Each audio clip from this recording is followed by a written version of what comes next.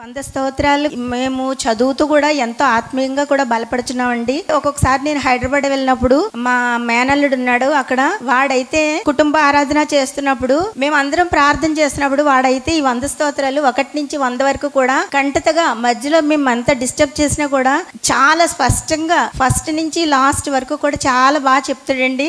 ఈ 100 స్తోత్రాలు కూడా మా చిన్న అబ్బాయి ఉన్నాడు, వాడైతే ఎక్కువగా చెన్నై, ఢిల్లీ అక్కడికి వెళ్తూ ఉంటాడు. వాడి బ్యాగ్ లో ఎప్పుడు చూసినా ఈ బుక్ ఉంటుందండి. చాలా సంతోషం వేస్తుంది. ఏంటంటే అబ్బాయి వీడు కొంచెం ప్రభువులో ఉన్నాడులే అనుకుంటానండి. నేను వెళ్ళినా కూడా నేను ధైర్యంగా దేవుడు ఉన్నాడు చూసుకుంటాడు అని నేను చాలా సంతోషిస్తానండి.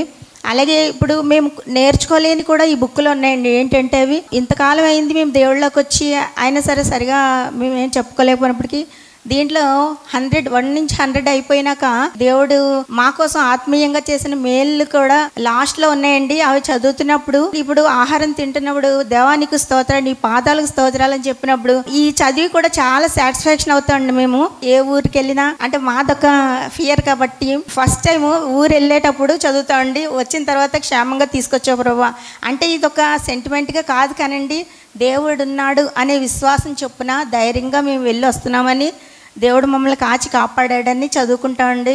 ఈ 100 స్తోత్రాలు బట్టి కూడా చాలా మేము ఆనందిస్తాం. ఈ 100 స్తోత్రాలు కూడా మా ఆత్మీయ తల్లి గారు తన బ్యాగ్లో ఒక 20 బుక్కులు పెట్టుకుని ఆటోలో వెళ్తున్నప్పుడు ఇస్తూ ఉంటారు. ఈ విధంగా కూడా సువార్త చెప్తా ఉంటారు మా ఆత్మీయ తల్లి గారు.